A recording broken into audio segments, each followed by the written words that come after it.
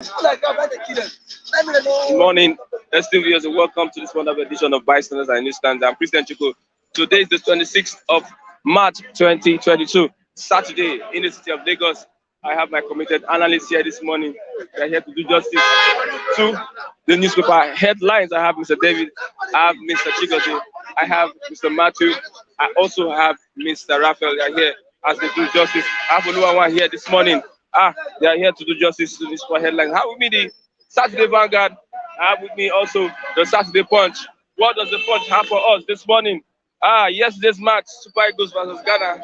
It was a barren match. Goalless draw. Super Eagles and the Ghanaians. Let's look at the Punch this morning. Saturday Punch. APC convention. Aspirants defy Buhari, refuse to embrace consensus. Aspirants defy Buhari, refuse to embrace consensus. Party permits Amechi Ngige others to vote despite electoral act. Party permits Amechi Ngige others to vote despite electoral acts. Malami others to monitor compliance. Malami others to monitor compliance. Governors' disagreement delays unity list. Governors' disagreement delays unity list. PDP asks court to declare APC convention illegal. 6 parties deregistration. PDP asks court to declare APC's convention illegal. 6 parties deregistration. On ASUU strike, protesting students to occupy Abuja streets with cooking pots and others. Today, protesting students to occupy Abuja streets with cooking pots and others. Campaign posters. PDP asks Emefiele to resign, demands probe. Campaign posters. PDP asks Emefiele to resign, demands probe. That means Emefiele is contesting for a position. Let's look at Mr. Igbo was sick. Mr. Igbo, Nollywood actor, comedian, he was sick and he said, "I'm recuperating after being poisoned the 3rd time. I'm recuperating after being poisoned for the 3rd time." We wish him court orders final for future of Diezani's linked 325 million Lekki property. And Kanu seeks 25 billion naira damages for unlawful extradition from Kenya. Kanu seeks 25 billion naira damages for unlawful extradition from Kenya. Kaduna State updates. Terrorists kill 50, raise houses, rustle over 100 cows in Kaduna. Terrorists kill 50, raise houses, rustle over 100 cows in Kaduna. I will meet the Saturday Vanguard this morning. What led Dangote to build refinery? Otedola. What led Dangote to build a refinery? You can read that on page 12 of the Vanguard, Saturday Vanguard this morning.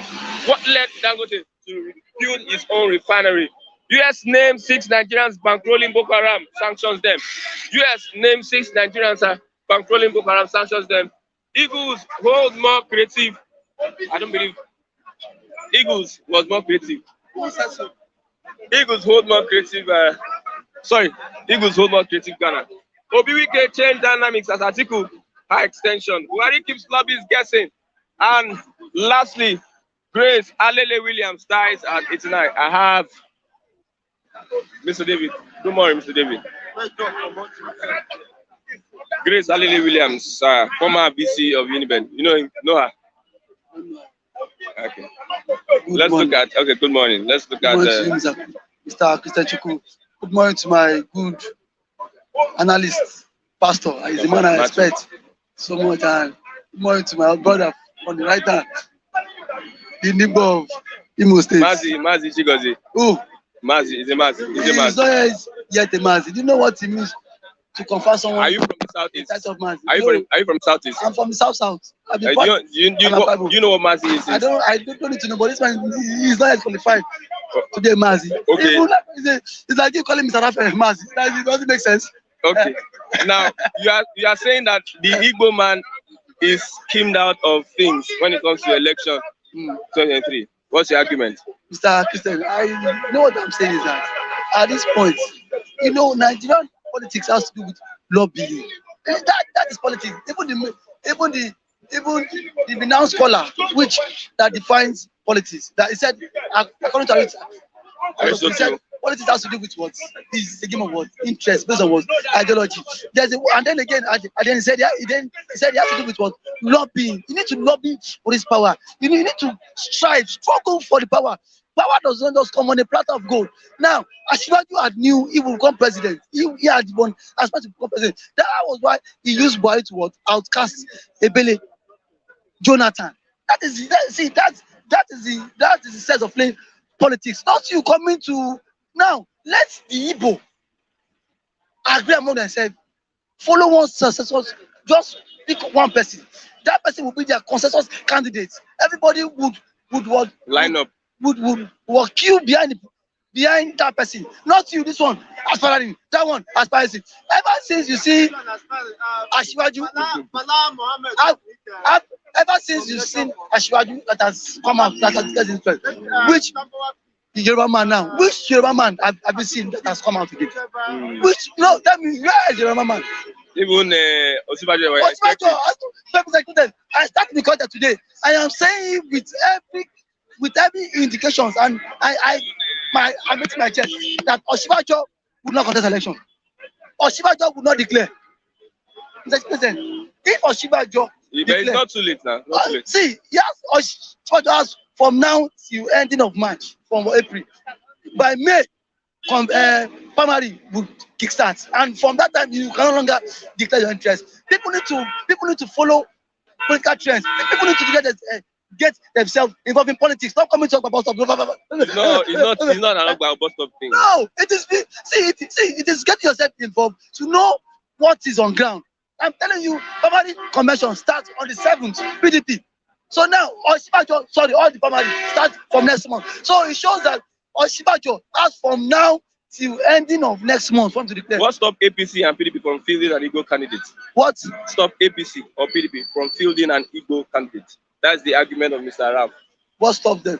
You know now, this party will not want to field like this.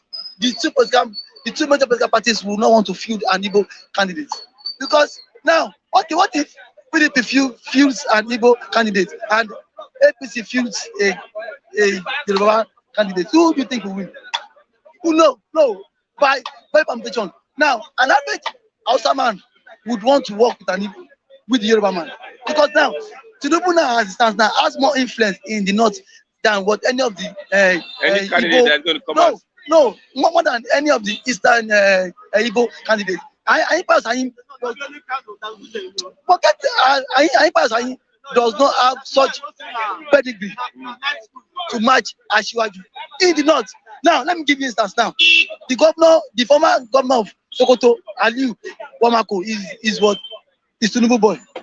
In terms of politics, Abagana Zulum is loyal to Tinubu.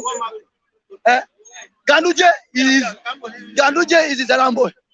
You all know this. These people would rather work for him, work for Asiwaju to become president than this man. These people would rather work for him to become president. I am not saying Peter Obi does not have that political culture, but now let us put sentiment aside. Does he have what it takes to match Asiwaju when it comes to? They are justified to say they want to break out of Nigeria. Is that what? They are justified to say they want Biafra. They are justified. Yes, that is. No, everybody has. With the things where things are going, see, that they are making Mr. Christian Chukwu, what I will say is that let the two political parties, the major parties, let the both of them zone their presidency so they know. Say, why did their governor in Ebonyi they come to why did he come to what APC? Because he said Buhari promised Igbo tickets. So like what fully is promised now. That's what he said. He said Buhari has promised to give Igbo man a chance to become the next president of this country. So let Buhari fulfill his promise. And there was never a time PDP said he would. There was never a time PDP has said you want to give them tickets. But there's zoning in PDP. There's zoning. Yes, there's zoning in PDP now. A 37-man committee has been set up by the chairman, and the chairman, Ayocha said, he said zoning stands. So now now they have from now till 31st of this month for the outcome of the zoning. So the outcome of the zoning. So luckily, if the presidency is being zoned to the east, good for them. But if their national chairman throw it open, that is not on anybody's business. So everybody needs to go to the field and struggle with that. Okay, Aspirants Defy Buhari refuse to embrace consensus. That means there's going to be surprise and upset today in the convention. There's surprise. There have been there will be what exchange of blows now. Today, the last convention, you saw, they really dealt with some people. Some person were being asked machete. So same thing will play out today. I'm not surprised. Such thing will play out today because now why the governor of Ekiti said the president cannot influence their own choice again. He cannot dictate on who's one and then who will become national secretary of the party. Now let them too. The president, they would agree with the president for the consensus chairman of the party, which is Adamu Abdullahi. But you cannot now. You want to influence the national chairman again. Who does that? No, it shows that now the governors will not have say. That is what he said to say, because now if you have the chairman, you have the secretary, you have the you have the major all those national working committee, the key positions all to yourself, which have been allowed to yourself. It shows that you can easily influence the outcome of the primary. That is what he's trying to do. So that is why the likes of the governor are saying no. I said no. The president have said he wants the national chairman to be a consensus candidate, fine. But in terms of the national secretary and some other key positions, the president will not tell them who to vote for. It is now their own turn to choose their own candidate. You know that? Okay. Let's look at ASUU strike. Protesting students to occupy Abuja streets with cocaine pots. Is our own union these years? Are they serious? Are they really serious? Is what? The unionism in Nigeria today. In school?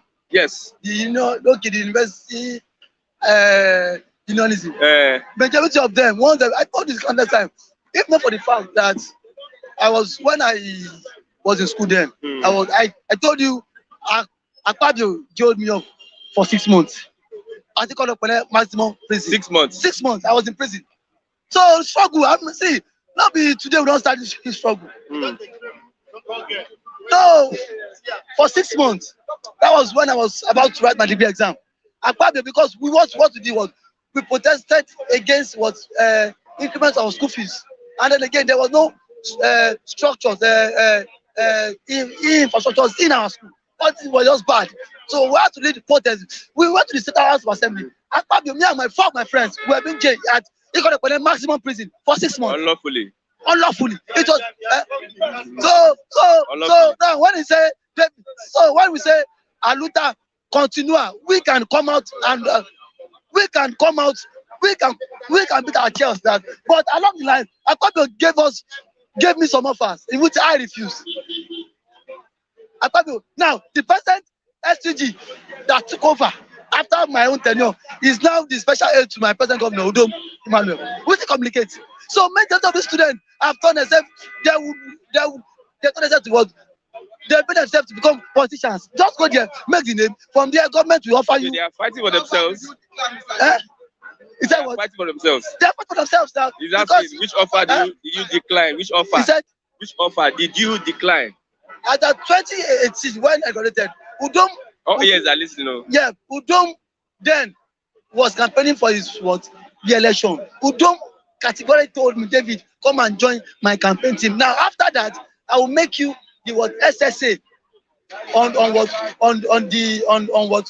student matters. In 2018, Udom, I rejected that offer. Okay. I had to come out to Lagos. I declined the offer because I know if I choose to accept that offer, I know I have those of my. I have sold myself out to them, so I choose to do that. That's why today you see me wearing slippers.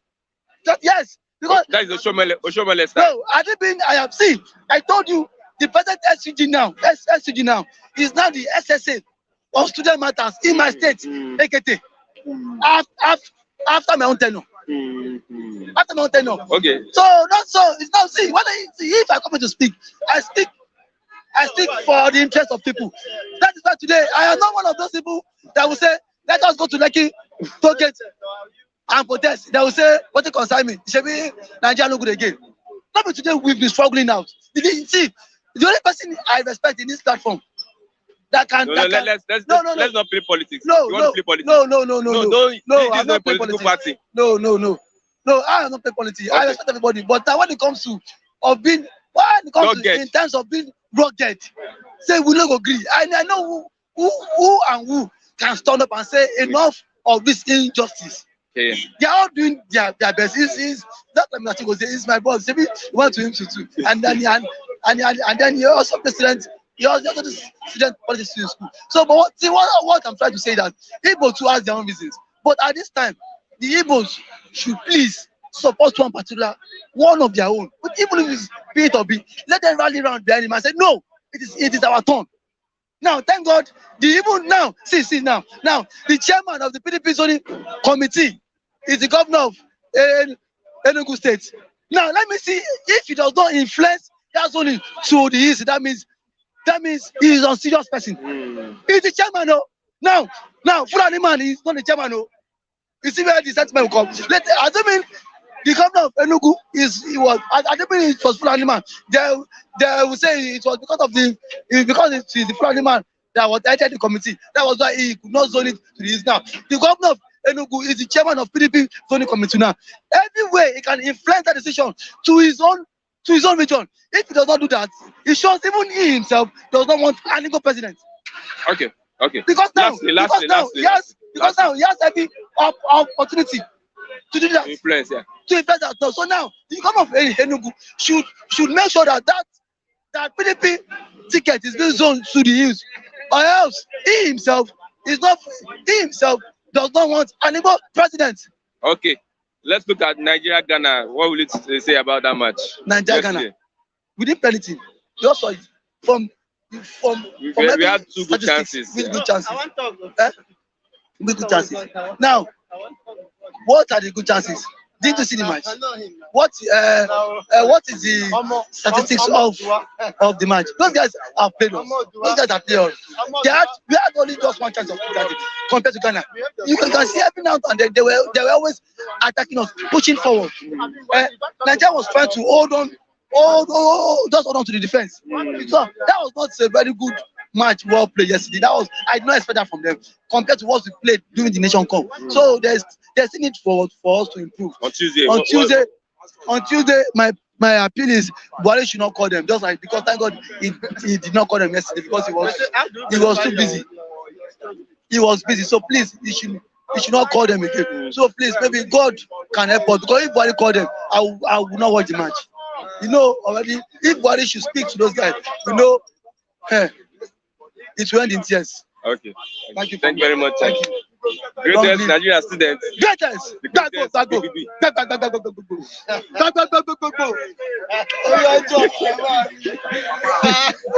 Good morning. Yeah, moon as this morning when they make noise. When they tell me, did it mean he's an ex-convict? No. If he's unlawfully detained, he's not a convict. How do you establish that he's unlawfully detained? I use the word if. I don't know about the story, but if he is unlawfully detained, he's not an ex-convict. Or you are exonerating him for... If I'm throwing caution, I said if he is an ex, if he's an unlawfully... He was trying to topple the government of the Federal Republic. You understand what he did? So it should be... of course, it should be... No, I respect him for his unionism. No, that is treasoning. That is treasoning offense. He should, by now, I don't know why he's here. He should have been... He said he's advising Igbos to queue behind one Igbo candidate. What's your take? Okay. For Igbo to queue behind. So an Igbo candidate. Where do we start? Is it to collect... to collect palliative or what? To become president. To become president of Nigeria? Yes. When you don't have a country, when the system is in shambles, when there is lawlessness, just imagine he said he was in prison for 6 months, illegally detained for calling the attention of the government on what they failed to do, on his fundamental rights. Does that suggest that it's a system that should be trusted? And unfortunately, the same David is now clamoring for Atiku. You see, to sustain the first system, a system that he knew that is a victim of such cruelty, a victim of injustice. He wants the system to continue. It's very unfortunate.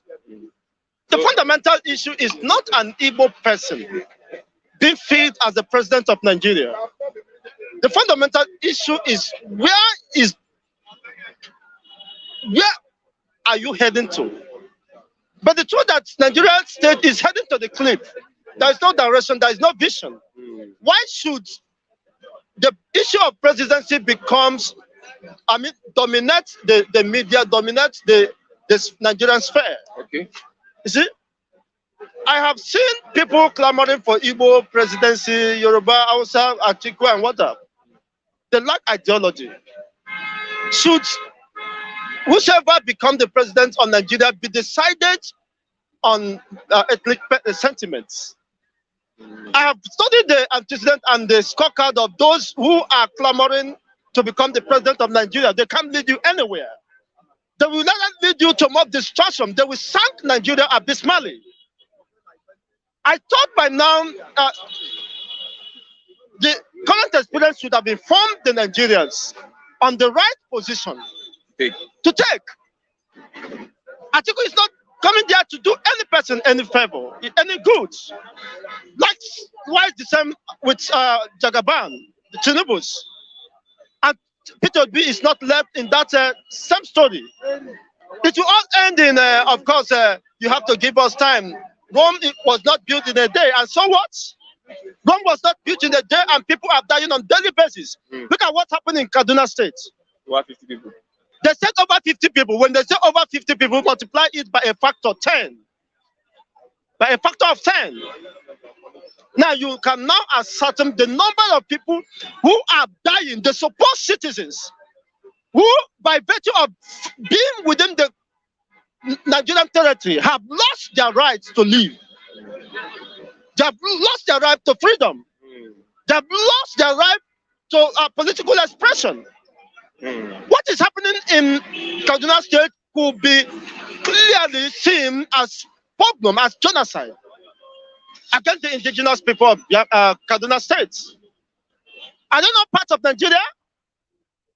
If they should be alive, wouldn't they be part of the supposed disputed system or electioneering process? You see, the number of course, the supposed indigenous people of Kaduna State have been gradually but systematically reduced. And yet, someone precise as the governor or chief security of that state, okay, you only act when, of course, the supposed Fulani military has struck the region, the communities, after the massacre, and nobody, of course, they won't be caught, and you end up imposing coffee. So to deter anyone who might want to reprise, of course, to retaliate. After a while, the same story continues. Where are the security forces? Where are the intelligence gathering? I begin to ask, where are the intelligence gathering? That is a sign. That is a sign that Nigeria is a fair state. When your supposed citizens begin to lose their own rights to life. And of course, the culprits will not be brought to book. Of course, they have of course, fled to their safe haven, only waiting for another time to unleash mayhem. Somebody say, it's very unfortunate. Will run for presidency. He will end Southeast, South agitation. Where is the person? He's one Mr. Emeka Chukwu. Mr. Henry Chukwu. Okay. Well. But the truth remains. Because if an Igbo man gets presidency, I believe to an extent the agitation will die down. See, to an extent, to what extent? One fundamental thing you have to understand: why are people agitating? Attention has not paid to this, and people are living in self-denial, self-deception. Why are people? I'm hungry now. This is weekend. There's nothing left for me and my family. Maybe you have enough to share. Which I doubt. I may not put you in a hot seat. The fundamental issue is what informed the agitation. People have lost their life to live, their right to life in Nigeria, and they're saying, no, we cannot continue with this. For a system that does not recognize us, that does not give us the chance to live, to exploit and, of course, live out our expectations and our dreams. A system that have sidelined and ignored. You can see the level of disparity and ethnic sentiment. Rather than building nationalism, rather than being patriotic, if there is any offer now, before you are considered, they will tell you your local government of origin, your state of origin. Somebody must sign. Rather than projecting the Nigerian project, they'll tell you, where do you come from? You are from Igbo, Imo State. Where is your local government? Where is your state of origin? Area. Before you are considered for a job in your supposed country called Nigeria, indirectly, the government has promoted, of course, the unity of this country. And of course, they have to pay dearly for it. And unfortunately, the damage that have been done can never be recovered. Okay, we are looking at student unionism in Nigeria.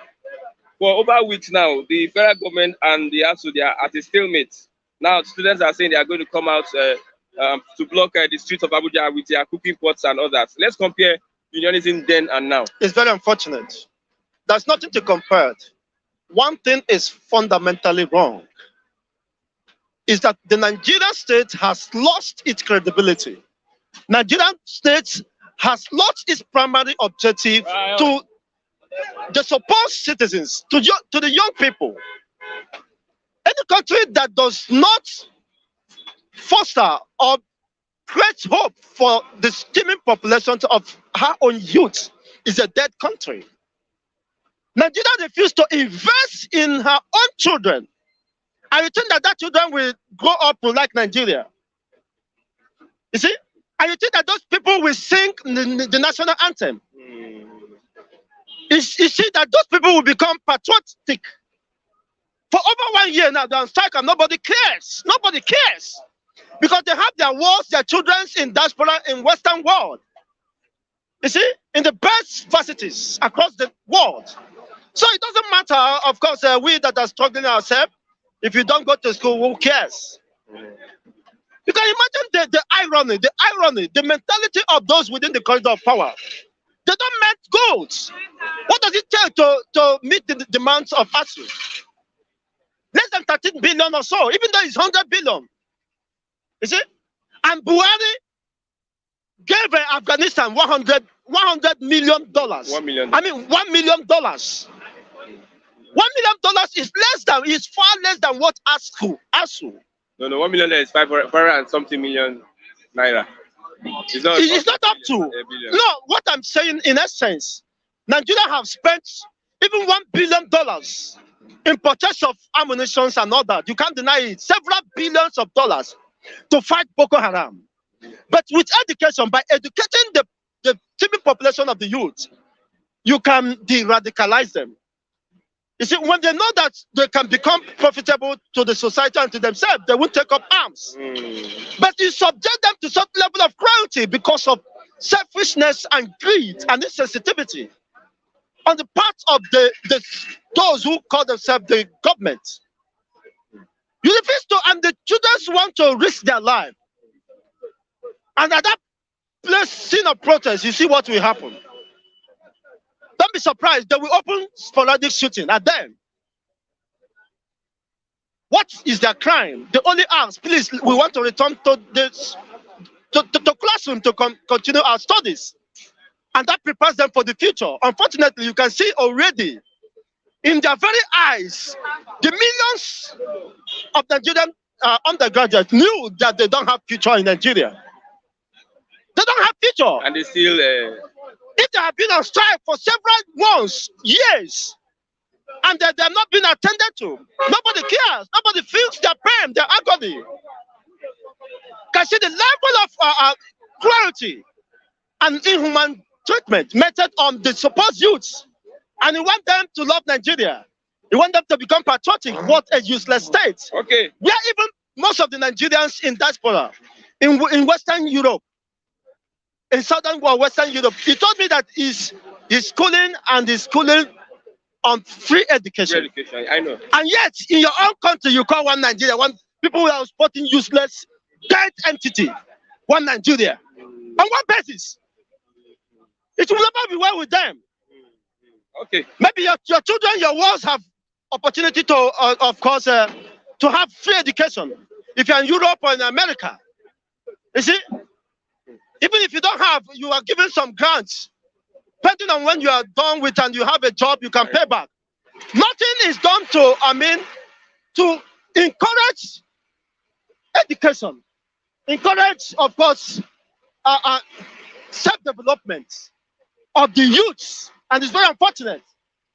You can see that Nigeria is dead when you can't cater for your own supposed indigenous citizens. So what is the need of living? Okay, let's look at United States has named 6 Nigerians bankrolling Boko Haram, sanctions them. What is happening to the Nigerian government? Well, the truth is that whether US name them or what, it is immaterial. The truth remains that people has been pushed to the extent that they have no other option left than to fight for survival. So the situation we find ourselves now is fighting for survival. So election or whatever does not matter now. What matters is fighting for survival. Okay. The damage has been done. How can we remedy the situation? Look at 50 people, they claim 50 people died. You know, when Nigerian media accept 50, even Russia, Ukraine, it is over 100. It is over 500, if I'm not mistaken. Because who is there to tell the story? When they admit it is 50, then it means the entire village or community has been destroyed, massacred. So what did those people did to deserve such level of cruelty? What did they do to deserve death in their own, such horrifying death in their own supposed country? And if South Africa is maltreating a Nigerian, some people will be certain for xenophobia. What is your own xenophobic? That your own country, your own government is against your own people. Your own government cannot protect the life and property of the supposed citizens. And that day nobody calls or holds the government accountable for the loss of even children were massacred. Okay.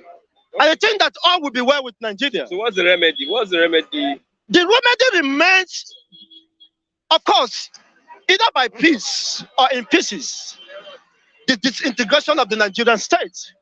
I am saying it because I told you that I lost one of my uncle, maternal uncle, who is in Nigerian military. Okay. You see, as a Aquaman, as a Equano, Nebu Mata, ma ahu ekwughị na-egbu okenye. You see, ụkpara ọkụkọ gburu ntị chiri ya. So things has fallen apart, and the gods, unfortunately, are nowhere to be blamed.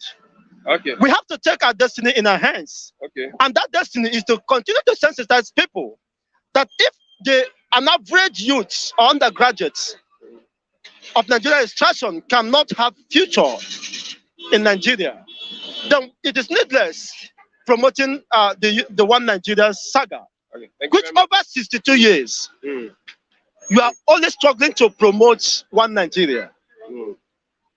That, of course, has been destroyed.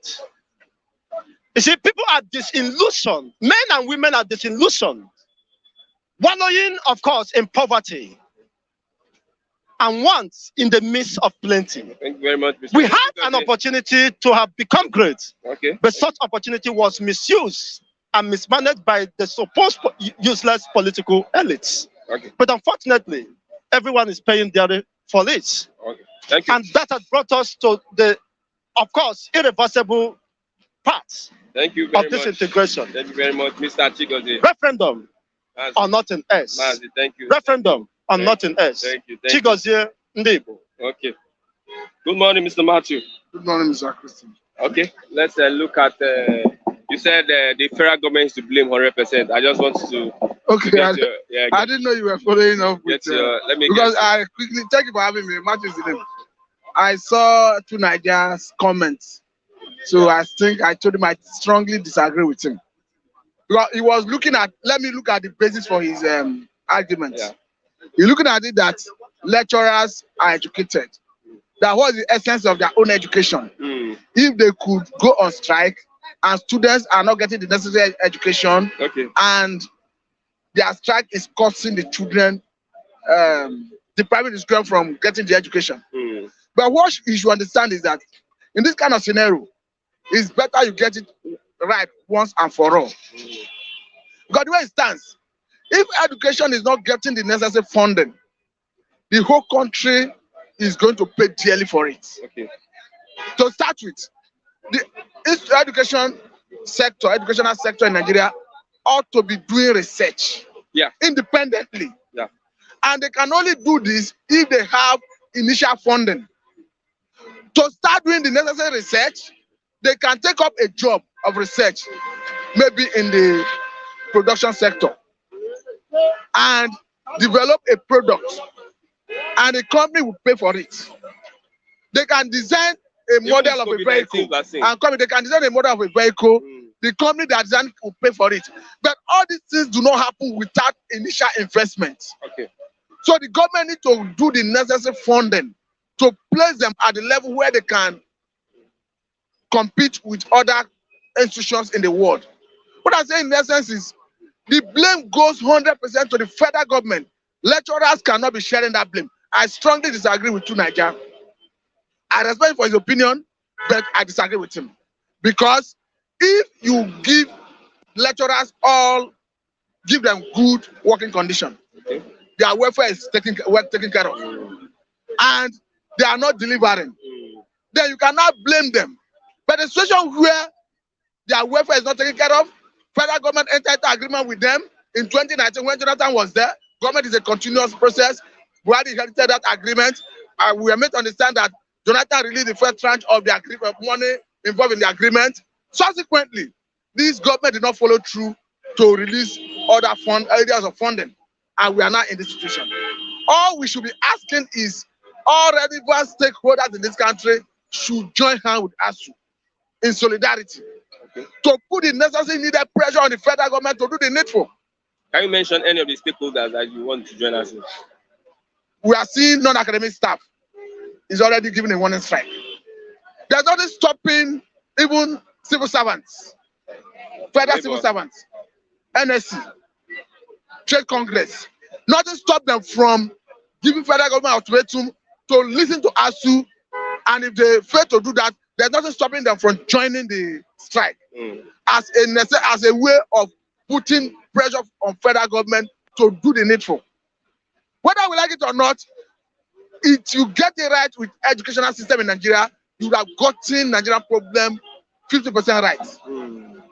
Because almost all sphere of life, you have graduates in all area of life. So by the time you are bringing out products in terms of students from the schools who are good to handle all these areas of life, you will see that everything will start falling in place. And what they do is, because they have their children abroad. Look at this Ukraine. Only Ukraine have about 5,600 Nigerian undergraduates. And if you go and check statistics, you see that most of the students there are children of politicians. Unfortunately, one of them died. Yes. And it happened to be a son of a House of Assembly member in Sokoto. So you see that they are the category of people that had that funding, that resources to send their children to Ukraine, America, Canada, name it, to acquire better education while neglecting the education here in Nigeria. So that is why all the stakeholders needed to synergize, come together to have solidarity with ASUU, so that I can put pressure on federal government to do the needful. How can federal government listen? They will listen if it gets to that level. How can federal government be borrowing $300 million to buy mosquito nets? Have you seen federal government sharing any mosquito net in Lagos here? Why not borrow? Because if you are borrowing to fund education, it is not a bad thing. Why don't you borrow to solve the issue of education in Nigeria? Because look at all the areas they are borrowing. Like Chico just said, Boko Haram is is gaining ground because of you are not educating the people there. I mean, not us. Look at the number of repented Boko Haram. Over 40-something thousand, according to military authority, are repented. And these are Nigerians. I tell you, these are pure Nigerians because they were not educated. That is why they become vulnerable to be radicalized by Boko Haram, by insurgents, by bandits. But if you give them necessary education from the cradle, they will not become a tool in the hands of insurgents. Okay. Look at America. They are now naming and sanctioning some Nigerians who are sponsoring Boko Haram. Yes, I went through the list. 6 Nigerians. I went through the list. They are all Nigerians and they are all Northerners. From the north. Yes. Go through the list. You understand what I'm saying? I read it. So what I'm saying is, they are doing this because of their ideology, and this ideology is being imparted into them from the crowd by their caretakers. So the government have a lot to do because the resources they are spending in fighting insecurity, it would have been better used to educate Nigerians than instead of using it to fight insecurity. If you educate the people, they will not go into all these kind of vices that will challenge Nigerian sovereignty. So for me, Nigerian government have 100% blame, not ASUU. I don't agree with the 100% blame. Maybe I want to engage you. Let me understand why you say you don't agree. The NANS leaders, the student union leaders, they have their own blame. They have their personal interests. How? Personal interests. How? Most of these student union leaders, they are in government positions. Do you agree with me? No, we are looking at making the educational system to have the quality it deserves. I know. We are looking at how do we are talking about who owns that responsibility? ASUU strike, protecting students to occupy Abuja Street with cooking. No, their own interest is what they want to protect. Yeah. Protect rather, because they want to graduate. Most of them are in their final years. But we are looking at how do we improve the educational system? Who does it behove on to improve it? Okay. Who constitutionally had the mandate to improve it? Who needed to fund it? All the problem of ASUU border on funding. Go and verify. Yeah, I know. So do you expect lecturers to start paying themselves? Okay. Even if the ASUU, even the technical institutions needed to generate money, they need initial funding to do it. That's what we are saying. Outside the country, look at the time of COVID-19. All the updates we are getting about COVID-19 vaccine, COVID-19 spread is from institutions of tertiary institutions. Okay. Because they have been empowered to do that. But we are saying that Nigerian high institutions have not been empowered. If you want them to fill that gap, empower them financially. Okay. Let's look at the APC convention today. It seems that there's going to be upset. Aspirants Defy Buhari refuse to embrace consensus. Let me get your take on that. I think, like I said yesterday, APC is a may or mass situation. Because I can understand that even before now, Mr. President preferred Adamu, who is a current senator anyway. And from the look of things, all the aspirants refused to step down. And initially, we were made to understand that anyone that steps down will have his 20 million form refunded to him. But the way it stands, I think APC on its own lack internal democracy. Because I think it is incumbent on Mr. President to allow democracy to strive internally within the party, within APC. Because if you have 7 aspirants vying for the position of chairmanship of the party, it behoves on you to allow them to test their popularity.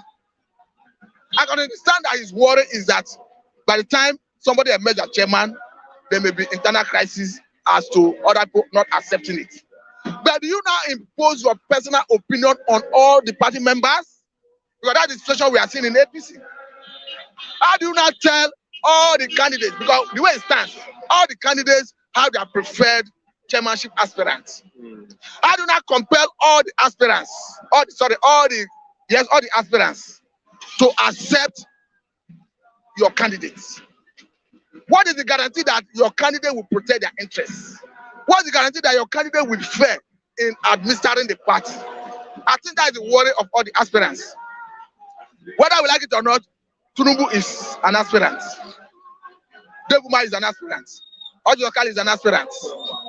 And some other aspirants. Osibanjo is rumored to be an aspirant.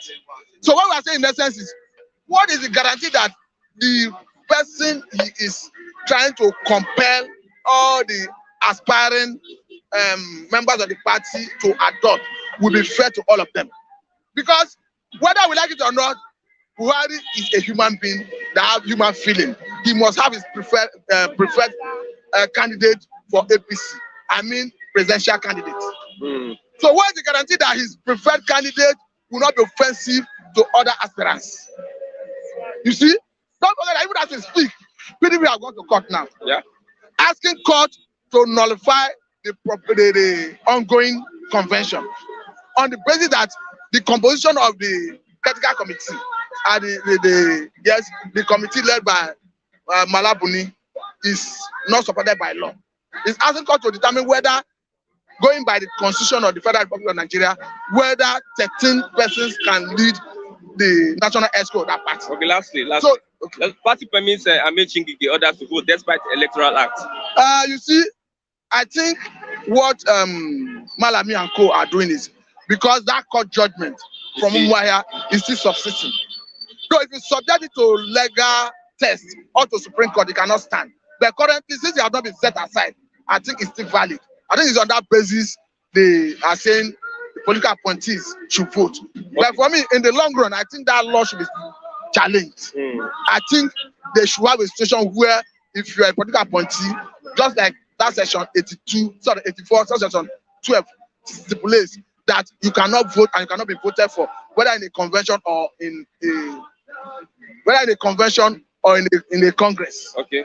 I think I support National Assembly. But the way it stands, you cannot say they should not vote because there's a court judgment that asked Attorney General of the Federation to delete that section. Okay. So until you reverse it constitutionally through appeal, you cannot say it's not standing. Okay. Lastly, where do you advise the Igbo nation, the Southeast? What do you advise them to do this coming 2023? To be quite honest with you, it's a very dicey situation.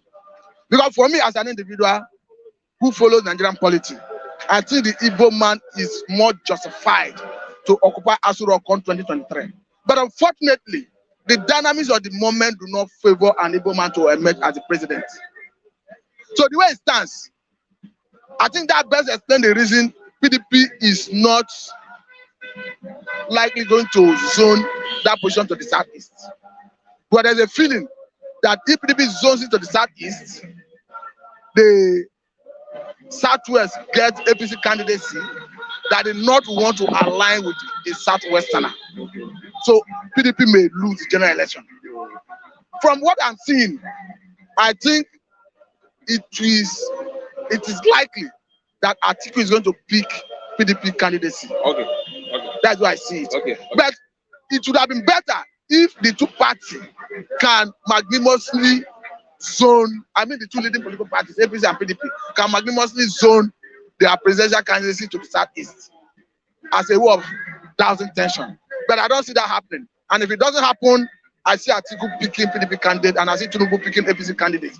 It's going to be extremely difficult to say that Atiku and Tinubu will not pick PDP and APC candidacy respectively. Okay, thank you very much, Mr. Matthew. I have Mr. Kunle. Good morning, Mr. Kunle. Yeah, good morning. This is the last Saturday of March. Yeah. I've seen the end of March. Thank God. And it's ushering us to April. Yeah, that's Easter. Okay, how is the light in your area? Improving a bit. I see like 30% okay now. Is that improvement? 30 is what we are seeing is still better than none. You remember when the president traveled the other time? They threw out into blackout all throughout the 2 weeks he spent in London. We were in blackout. The light did not blink. So for me to say it's improving, it's. So that's an understatement. 30%, is it improvement?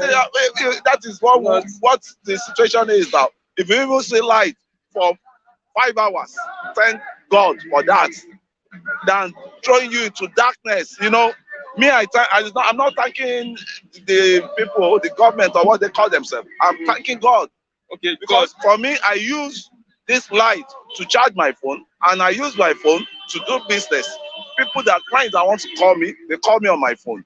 And let me especially thanks some diaspora people. Okay. Mr. Andewa I saw the compliments on the analysis yesterday, and we believe people like you are the true-minded Nigerians we need, not the tribalized, tribalized Nigerians. Because once we can come together, yeah, because there are viewpoints, they're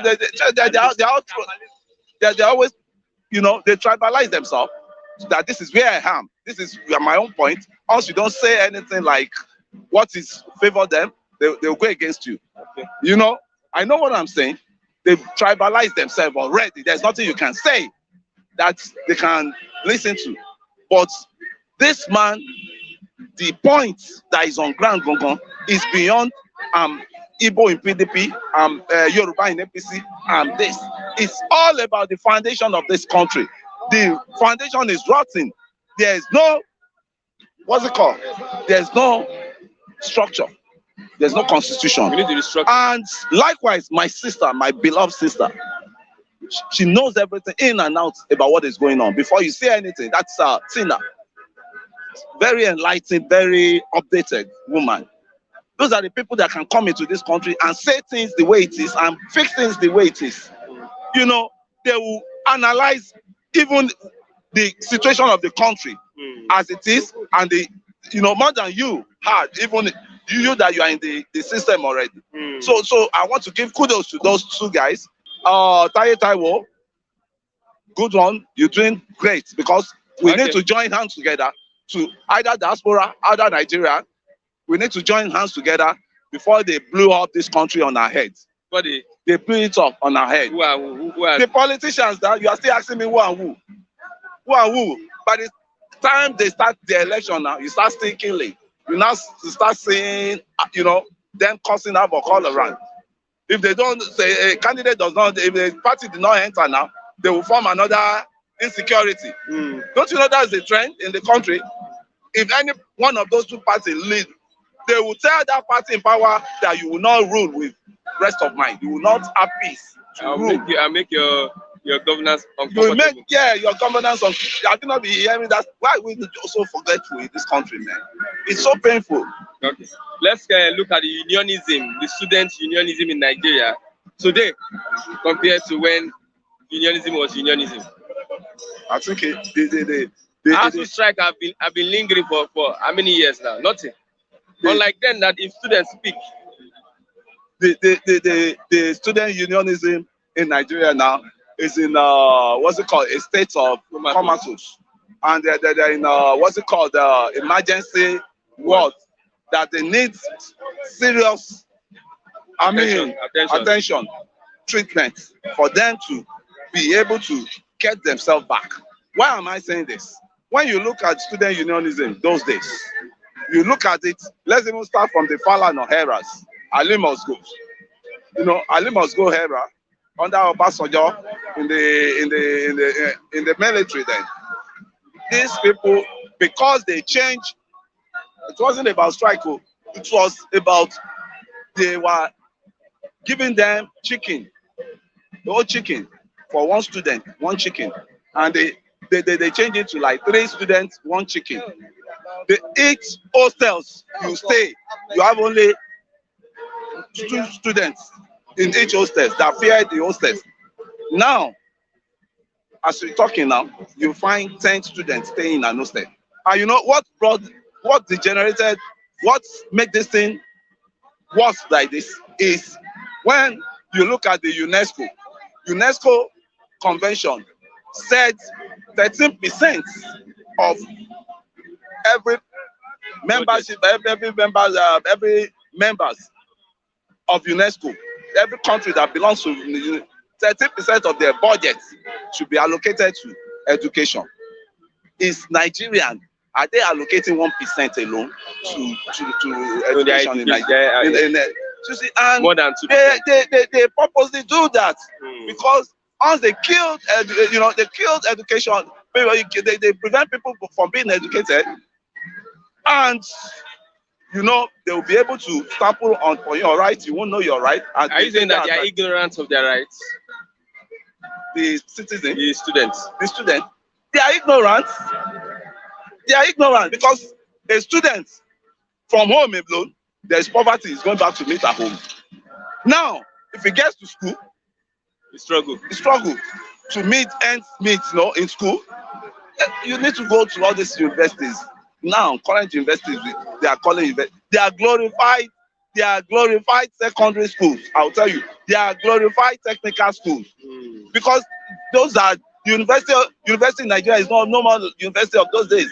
We used to know everything has deteriorated to the level that at least anybody that will fix it, it will take years to get that done. Because when you look at the science students there, check their lab. Do they have equipment?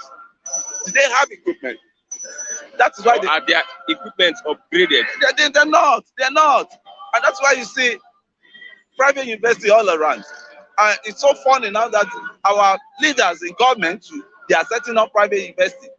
When now the national, the state university, the government federal universities that's been on for a while is in comatose, and you guys cannot fix it up, and you are setting another on. What message are you telling us? That those universities are not fit to go for students. So that's just the problem. And you want to start copying American system of government. America, educated their people. They educated their people and their people. Yes, and and what is bringing all this Boko Haram? What is bringing all this insecurity? What is an educated child has a freedom, has everything. Let me answer somebody. Yes, APC National Convention is still holding today. Let's talk about. See, I don't want to even. Okay, they say all the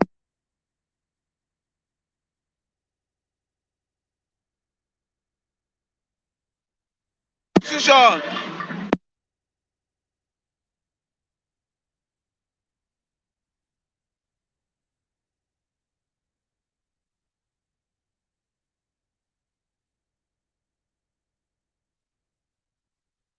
Part of the world we are, the nation we are now. We need to come back together and dust our constitutional conference that we did under Jonathan. And plus the no-go area, they said they should. There were some clauses of no-go area in those constitutions. That no-go area, we have to go to that area. We have to go to that area because those no-go area is what is creating problems for us now. Everybody has to maintain their regions. Everybody has to maintain their region. The American system, the which are following, each state has monopoly over its territory. They control their resources, they control their police, right? And they control their institutions, education, everything. Not like one federal education that 21, 31 federal education that has no meaning to the student. So what's the way forward now for Nigeria? What's the way forward? The way forward now, my brother, I've said it all. This election everybody is clamoring for. Me, I don't foresee any election.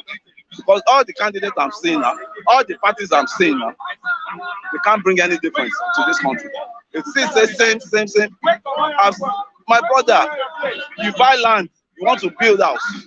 What do? You make the foundation concrete, right? And once the foundation is on concrete, that house is meant to collapse. Yeah. We are just avoiding, and we are, pretending. We are pretending towards evil days. Nothing can work the way the system we have, my brother. I'm tired of Nigeria. No, you shouldn't. We have to. The little we can do. We forget so easily. We give up so easily. Sure. We are not consistent. Sure. You're talking Hausa. We forget history. You're talking Hausa presidency, Yoruba presidency, Igbo presidency. When Igbo presidency, Hausa presidency come, the country without structure, it will affect the performance. It will affect the operation. Bring Igbo, what's it called? Either is a genius. No matter how genius the person is, the structure on ground is not, and that structure is what is affecting us. Why should you give a president? Why should you give a president? What they give them that they cannot arrest them, they cannot immunity. Immunity. You give president the immunity, You give Senate, okay, Senate president is exempted. You give governor immunity. So why won't the country be? How do you expect the country to be okay? Because a president that is faulty, a president that is going astray, there's a way. You need to check it instantly, impeach him, and it will always serve as deterrent to other ones that want to mess up. Okay. So, but in a country where you protect, Nigerian president is the most protected president.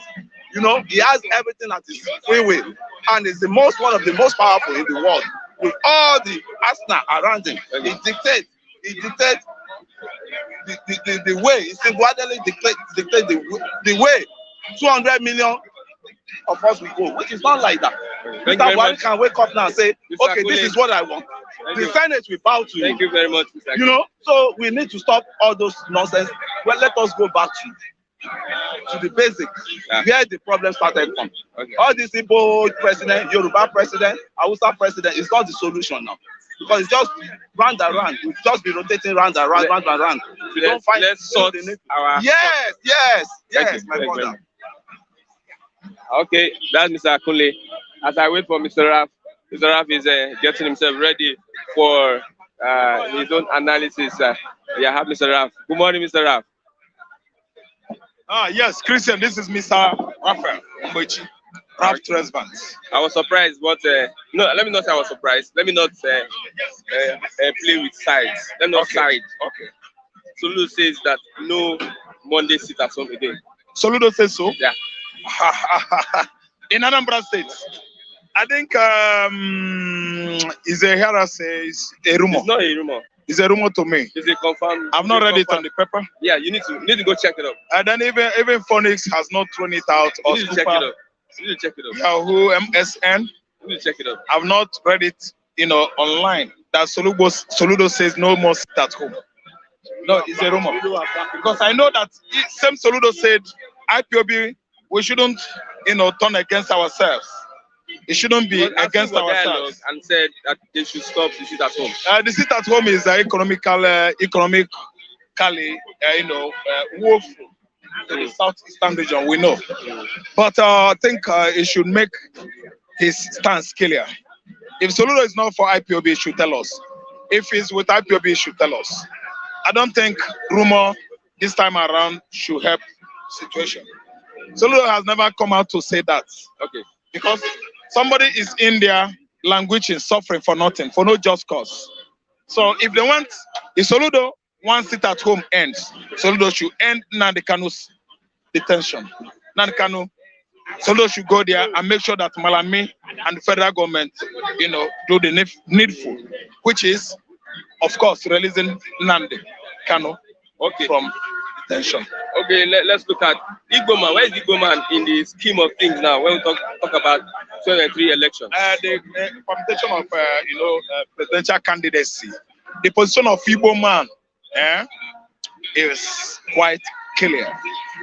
It's obvious to everybody that the people you call the Southeasterners, the people you call the indigenous people of the north, the Southwesterners. The position of the Igbo man is from the Southeastern Nigeria. Our position is quite clear. It's so lucid. Let me tell you for clarity. Many years ago, the Igbo man supported this, zoning of a thing. In 1993, it was Aminu Kanu, Tofa, Abiola. You understand? That was when we have NRC, National Republican Convention. Convention, yeah. So then you have Social Democratic Party, SDP. So what I mean then was, Aminu Kanu was there for his own, Tofa was there for his own, Abiola was there for his own. Do you understand? The major political parties, they were two in number there. The SDP and NRC. Hausa represents NRC. Yoruba represented SDP in the person of Abiola. And everybody voted Abiola, of course, because he was credible enough then to win that election. So I did not see an Igbo man, from one corner obstructing SDP candidates in the person of Abiola. The Igbo man was in support of Abiola. Abiola won outrightly in Imo. Anambra gave Abiola millions of votes. I didn't understand. So, but the military did not give him the power, the consent, the mandate. So we know how everything went on. It resulted to major crisis then, political impasse. You understand? And at the end of the day, what happened? The military stood aside, they stepped aside according to Babangida, and somebody came in then, in the person of late Ernest Shoneko. He died at the age of 85. Let me tell you, why not made Igbo man president then? If you know that Igbo man is not what? A puzzle in Nigeria. Igbo man is not a phenomenon. Igbo man is not some people's fear, headache, and sickness.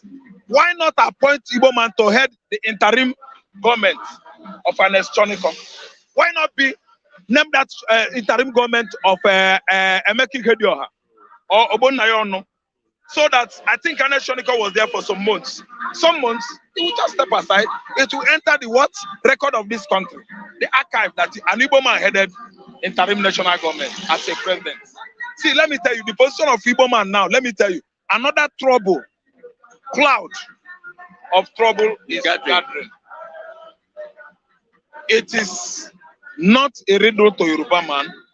It's not a riddle to Ijo man. It is not a riddle to Fulani man or Hausa man or Bari man. It is not a riddle to the Mid-Belters, Mid-Belt Forum. Everybody knows that it is Igbo man's talk. I listen, as you see me here, I don't come here to play wayo. I have many Yoruba friends abroad and here. I have many Hausa friends abroad and here. I can even mention their names to you, Hausa friends. I have many Mid-Beltans, many Deltans, Ijo, Edo, Guinea. I listen to me. They know the truth. See, let me tell you, Hausa has been there. Hausa man. There is nothing like Hausa Fulani. No. Hausa is Hausa. We have three major ethnicities in Nigeria. Hausa is Hausa. Hausa was there in 1970 throughout.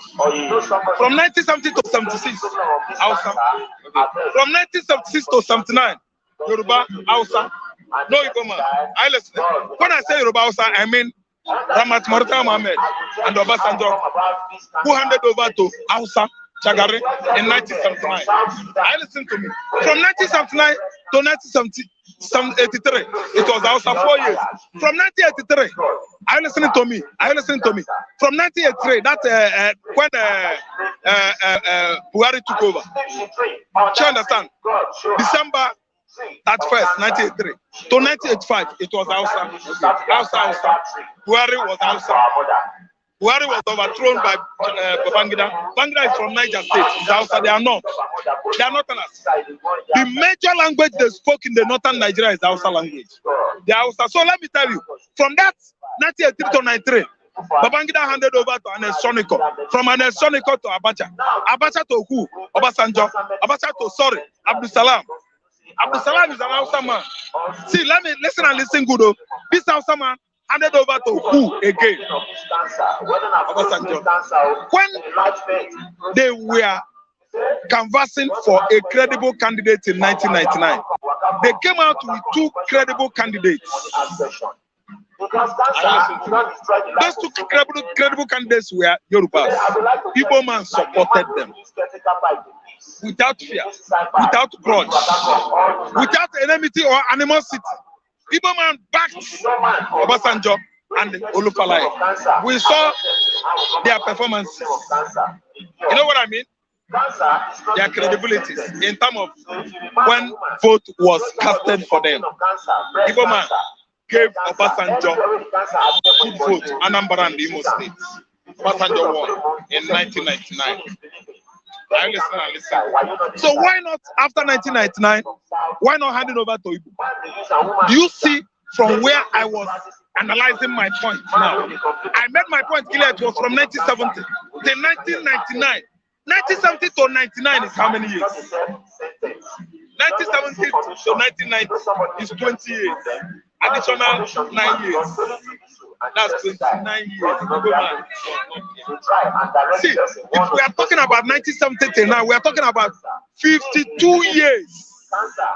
From now till next year, which is 2023, it's 53 years. Igbo man was not there. No, Igbo man was okay. Okay, sorry. From 1970 till 1960, how many years? 10 years. So we are talking about 63 years. Igbo man was not there. So I don't know the reason why anybody from the north should be agitating for what? Should be what? Fighting hard to rule Nigeria again. Do you know how many years Hausas have ruled Nigeria? Let me tell you, fellow Igbo men, Ohaneze, and other pressure groups in Igbo land, United Igbo People's Front, which I was once their publicity, secretary or whatever. Listen and listen good.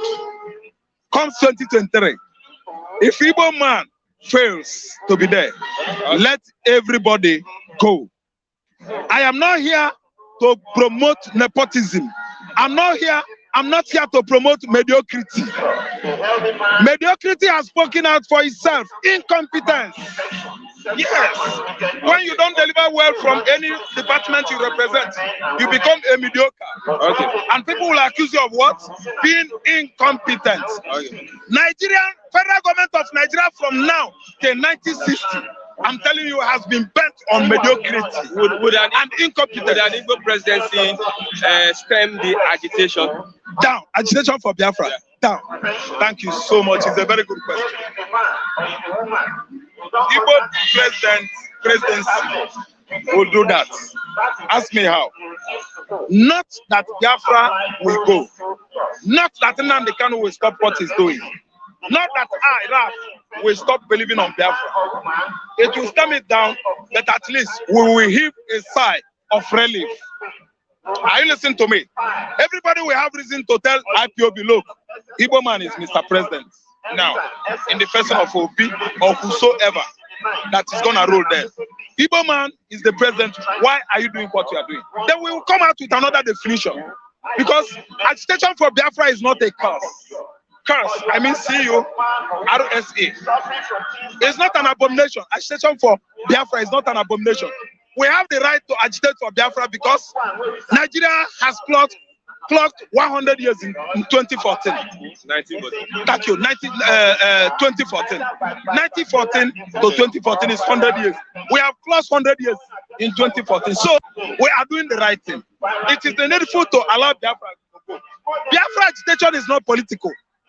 No, it has nothing to do with politics. It has something to do with the world constitution. I don't mean Nigerian constitution. Are you listening to me? We have clocked 100 years. Any province, any region in Nigeria that is not well treated, that felt cheated, that felt it has been excluded from what? Nigerian politics. You have right to register your what? Not anger again, but your agitation. Register your agitation with United Nations. Tell them why. Now, United Nations is not asking Nnamdi Kanu why. United Nations is not asking Igbo man why. Because United Nations knows that from 1914, after Lord Lugard amalgamated what? Joined or merged together the North and the South. 100 years later, any aggrieved region has right to go. Are you listening to me? Biafra is overdue. Okay. Overdue. Okay. I'm not finishing up because I don't think I have time. There's a little time, more than 10 minutes. So, Igbo president, who is your candidate? In Igbo presidency, if you talk about Igbo presidents today, I'm coming out with a good candidate. Igbo presidency candidates. We have many of them in the Southeastern Nigeria. Number one choice is Kensel Moralu. 2, Peter Obi, the former governor of Anambra State. 3, you, Edochie. 4, when I was SGF to federal government, I've not seen anything visible he has done in the southeastern Nigeria. I think there was a time somebody like Nwabara was there. I think Nwabara is late now. Nothing. Evans and Wedem was there. They pursued him. He was sacked. Nothing. Then somebody like they're all dead. Chubo Kadibo is gone. May their souls rest in peace. Anyim was there as SGF. I've never seen any project Anyim put down in the southeastern Nigeria to help his Igbo brothers. I've never seen any project Anyim put down in southern Nigeria to help his Ijo, Urobo, Efik, Yoruba, Ibibio brothers. None. Anyim was there up to federal level. He turned his back on us.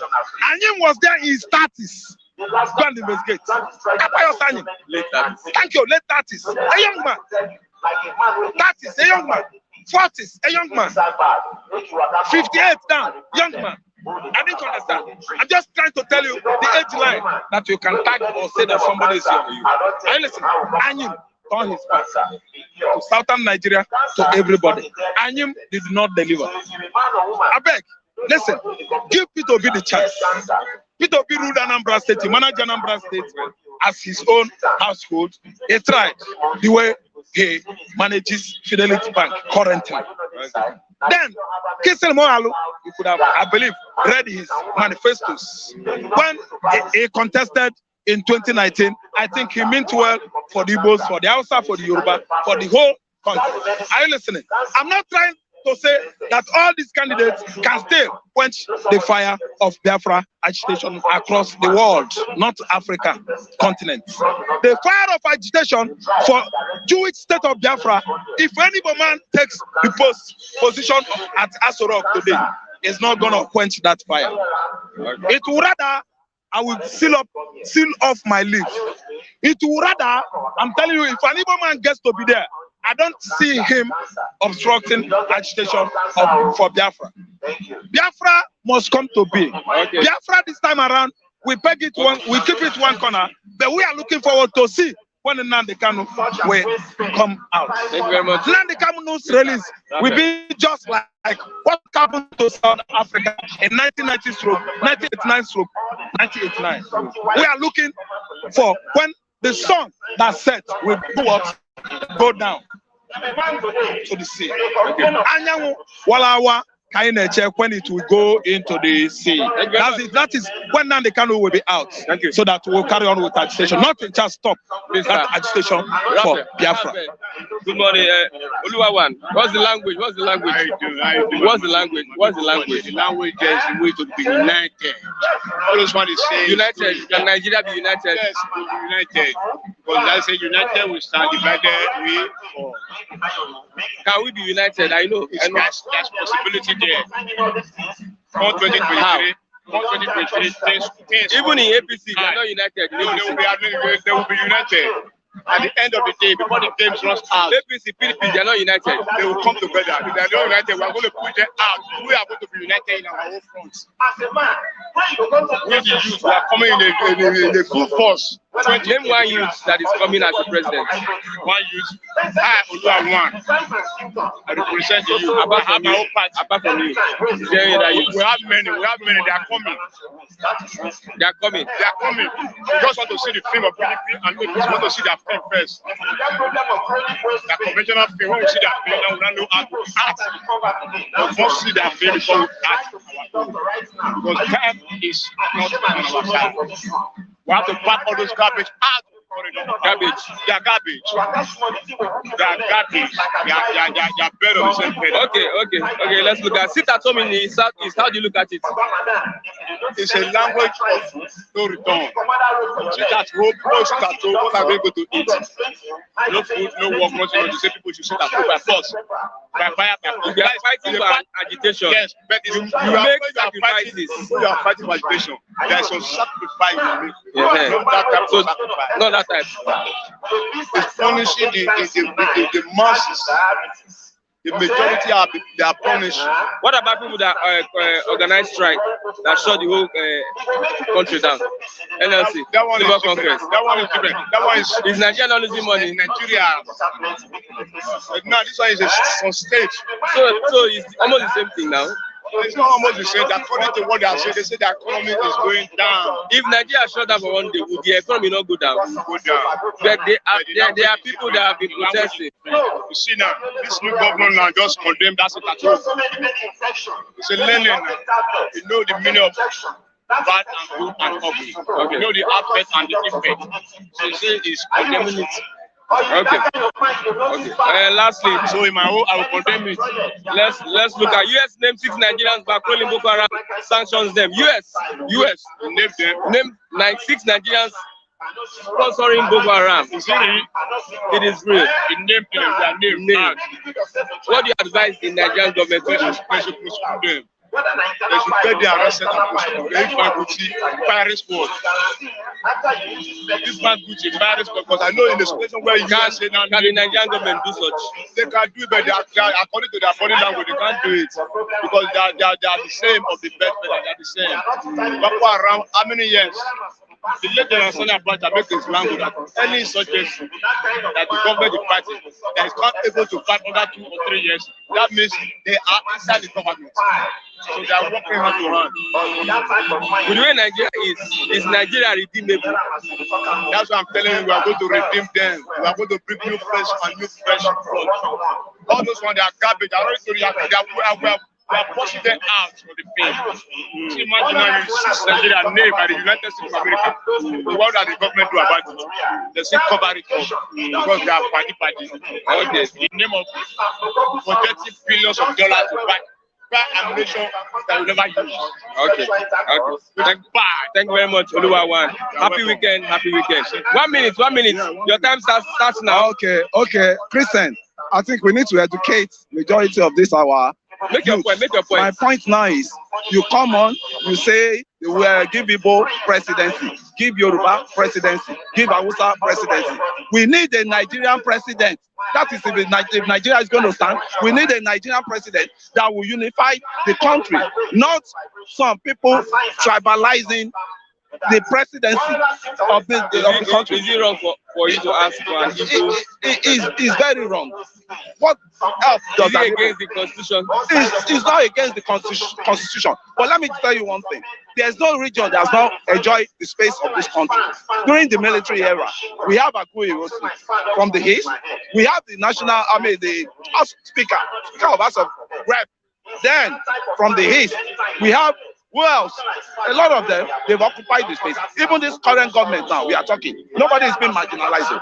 Nobody is being marginalized. Once we close the rank of we want a better Nigeria, once we close the rank that we want a better Nigeria, that is, if Nigeria is still going to be better, once we close that rank that we want a better Nigeria, we will forget about all this. Igbo, president must come from Igbo, must come from Yoruba, must come from Hausa. Okay, thank you very much. Think. Mr. Akule. Think. We have come to the end of 5 Stars at Newsstand this morning. What a wonderful day. Thank you for being part of the program. I'm Christian Chuko. We'll meet here on Monday for another exciting edition of 5 Stars at the Newsstand. Bye for now.